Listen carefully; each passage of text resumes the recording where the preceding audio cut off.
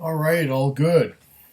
A couple months ago, I was in Comox at the Shelter Point Distillery, and my good friend Leon Webb, who's the distillery there, um, gave me a glimpse at what he had in the warehouse, and we tasted a few samples. And the hospitality was fantastic up there at Shelter Point. And I came out of there sleeping really good after we played some Van de Graaff generator um, on his speaker, which was connected to some kind of Spotify something. I don't even know what that is. I have hard drives with music on them. Anyway, so as we were leaving the distillery, Leon gave me 4 samples. One of them was I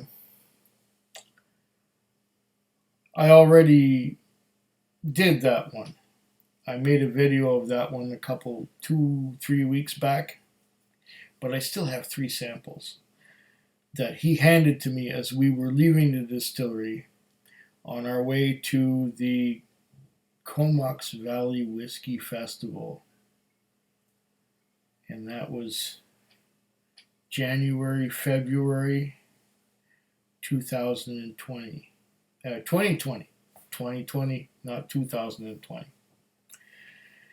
And tonight, if I seem to be a little bit foggy or messed up, it's that I started out with a Glenglassaugh Pedro Jimenez Sherry Cask Finish whiskey that was bottled at 46%.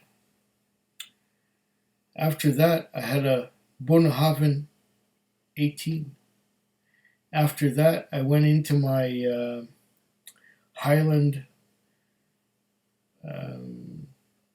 what do you call those things? Infinity bottle, to make room for another Highland whiskey that I had, which is the Glengarry 12. But then I had a Lagavulin 12, 2014 edition, and then I had some more of that Glengarry 12. And now, for my 5th or 6th dram of the evening, or the night, as it is 2:38 a.m., I have here a 382, which was handed to me by Leon Webb up at Shelter Point Distillery, and that would be barrel 382 out of, I guess he's got over 1,000 by now. But he's been making hand sanitizer, so I really don't know how many barrels he has in his warehouse, but this was 382, and he handed this to me generously before we went to the Comox Valley Whisky Festival over 2 months ago.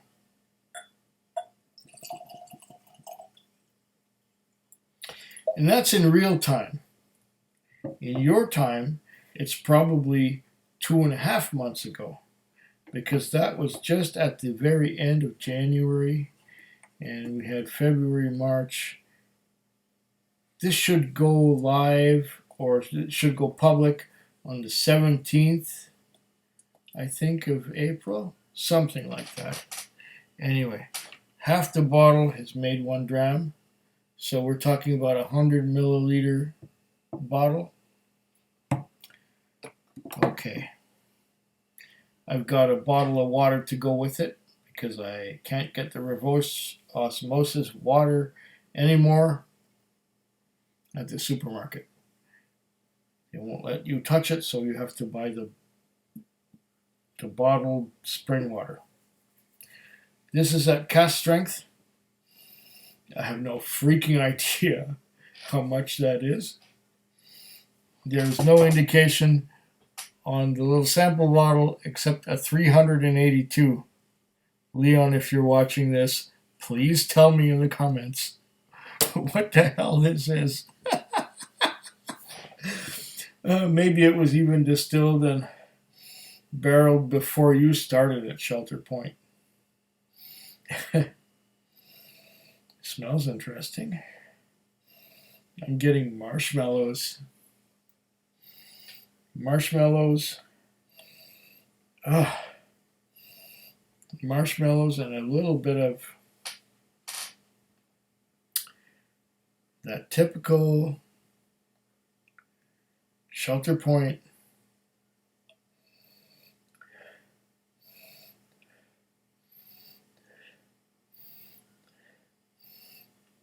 shall we say terroir that I get from Shelter Point most of the time. That freshness, that slight woodiness.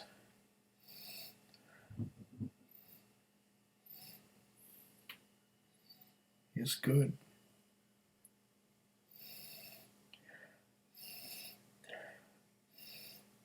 I don't know if this is old enough to be called whiskey.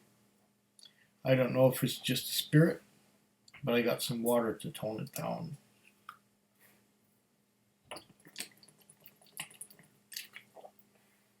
Oh, Leon, tell me what the hell this is. 382? Is that what I said?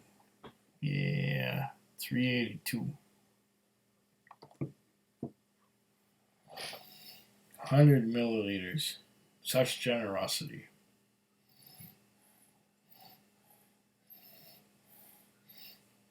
Now I'm getting some orchard fruits like apple.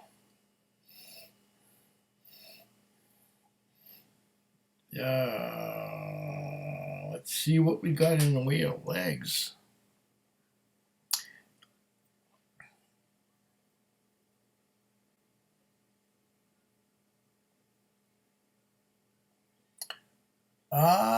Looks like we got some drops and they're slowly dropping down off that ridge.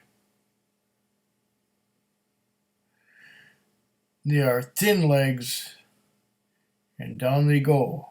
So I don't know.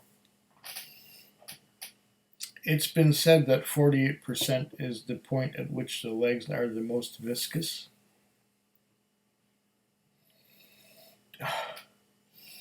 You know, I'm getting more orchard fruits, apples, marshmallows, a little bit of a cocoa note. This is cask strength, so it's a strong one. I might end up adding some water to it to make it more palatable if I find it disagreeable. But I've had so much to drink now that this might just be right. Oh, okay, I'll take another sip of water before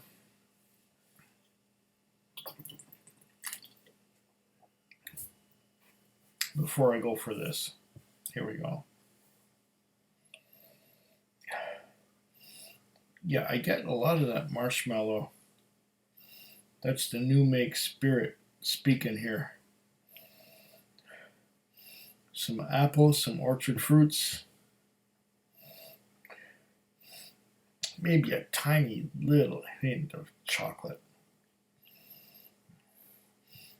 But it's strong. I'm gonna try it as is, and then I'm gonna add maybe a bit of water to it to make it more palatable, to make it more easy to take, because this is straight out of the cask. Okay.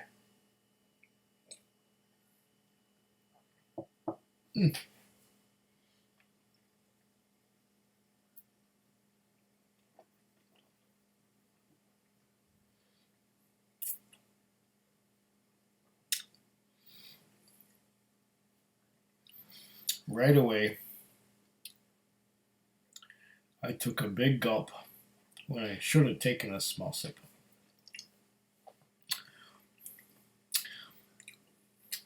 This cask is quite nice.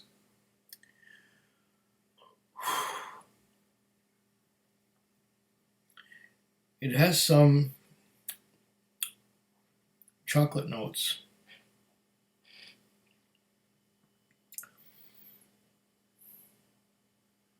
It has some,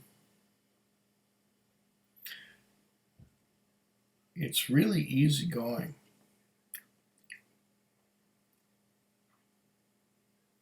It's a bit spicy, but not overly so.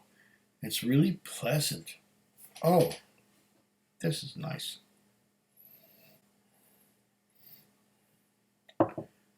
Take a sip of water first because we're talking cask strength here.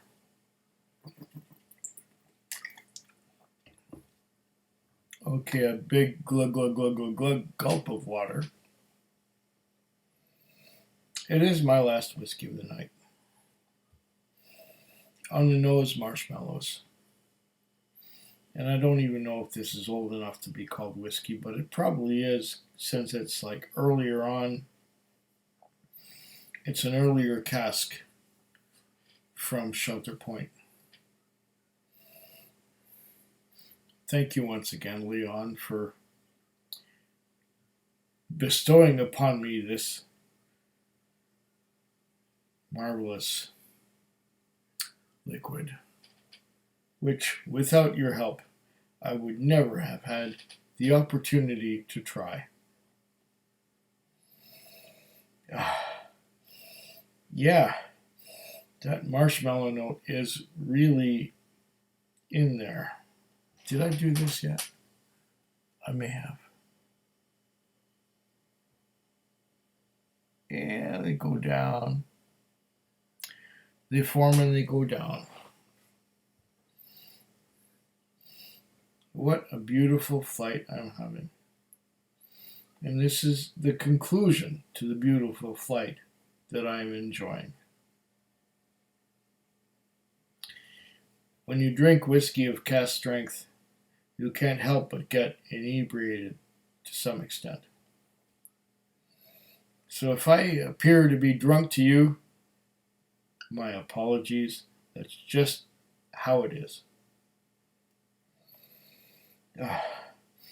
I'm getting some fudgy notes along with that little bit of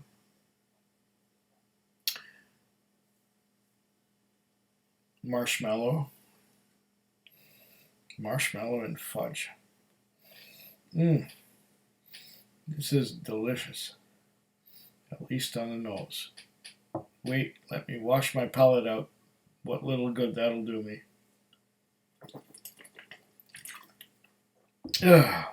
Wow. Okay, here goes. I'm getting fudge and marshmallows, which is not a bad thing to get from one single cask of whiskey or spirit, whatever the case may be.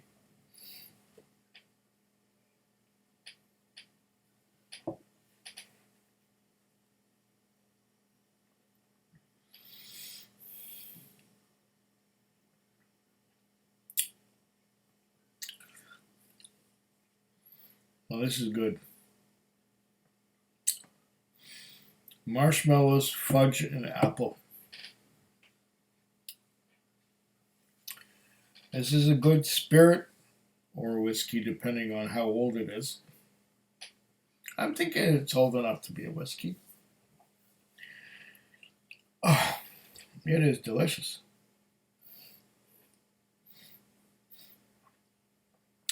Thank you once again, Leon, for handing this on to me. I got a couple left to go. I'll get to those in my own good time. But this sample is really beautiful and enjoyable. And I can't thank you enough for the opportunity to try this experience. Slanchava. Foodquig. Foodquig. Foodquig. Foodquig. Foodquig.